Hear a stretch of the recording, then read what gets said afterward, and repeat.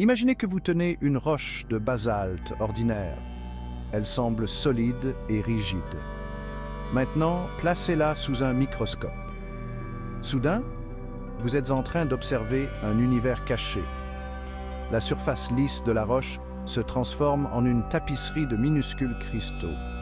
Chaque cristal, de forme et de taille différentes, s'assemble comme un puzzle. Cette vue microscopique révèle une vérité fondamentale. La matière a une structure même à des échelles invisibles à nos yeux. C'est un concept puissant qui révèle les secrets de l'univers, des roches sous nos pieds aux étoiles dans le ciel nocturne.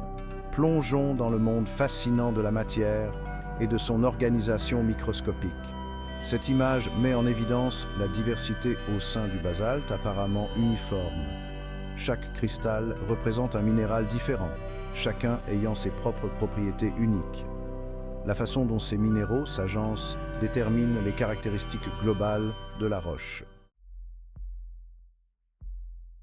Tout ce qui nous entoure, de l'air que nous respirons aux appareils que nous utilisons, est constitué de matière. La matière est tout ce qui a une masse et occupe de l'espace. Mais de quoi est faite la matière?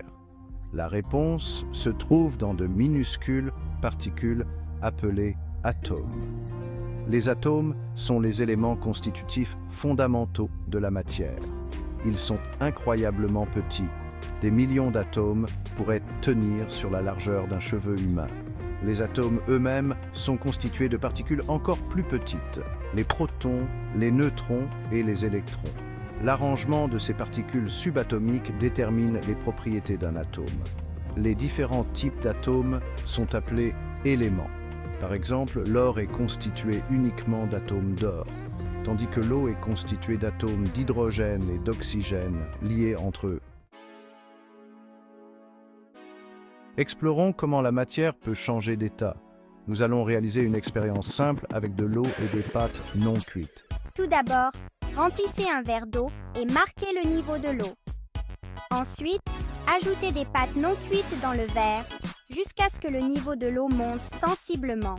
Ensuite, marquez le nouveau niveau d'eau et placez le verre au congélateur. Une fois que l'eau est gelée, observez la glace et la position des pâtes. Vous remarquerez que l'eau gelée, ou glace, prend plus de place que l'eau liquide. Les pâtes emprisonnées dans la glace permettent de visualiser cette expansion. Cette expérience montre comment une substance peut changer d'état tout en restant la même matière. Section 4. Influence de la température, changement d'état de la matière. Pourquoi l'eau s'est-elle dilatée en gelant? La réponse se trouve dans la relation entre la température et les états de la matière. La température est une mesure de l'énergie cinétique moyenne des particules d'une substance. En d'autres termes, elle nous indique la vitesse à laquelle les particules se déplacent. Lorsque nous chauffons une substance, ces particules se déplacent plus rapidement et s'éloignent les unes des autres. Lorsque nous refroidissons une substance, ces particules ralentissent et se rapprochent les unes des autres. Ces changements dans le mouvement des particules expliquent les trois états courants de la matière: solide, liquide et gazeux. Solide, les particules sont étroitement serrées et vibrent sur place. Les solides ont une forme et un volume fixe. Liquide. Les particules sont proches les unes des autres, mais peuvent se déplacer. Les liquides ont un volume fixe, mais prennent la forme de leur contenant. Gaz. Les particules sont éloignées les unes des autres et se déplacent librement. Les gaz n'ont pas de forme ni de volume fixe.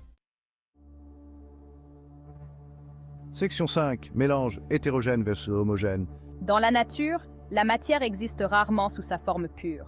Au lieu de cela, nous rencontrons souvent des mélanges, qui sont des combinaisons de deux ou plusieurs substances. Il existe deux types principaux de mélange, hétérogène et homogène.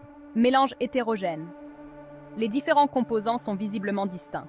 Par exemple, une salade est un mélange hétérogène, car on peut facilement distinguer la laitue, les tomates et les autres ingrédients. Sur mélanges homogènes, les composants sont répartis uniformément, créant une apparence uniforme. Par exemple, l'eau salée est un mélange homogène car le sel se dissout complètement dans l'eau. Comprendre les propriétés des mélanges est essentiel dans divers domaines, de la cuisine et de la médecine aux sciences de l'environnement et à la conception des matériaux.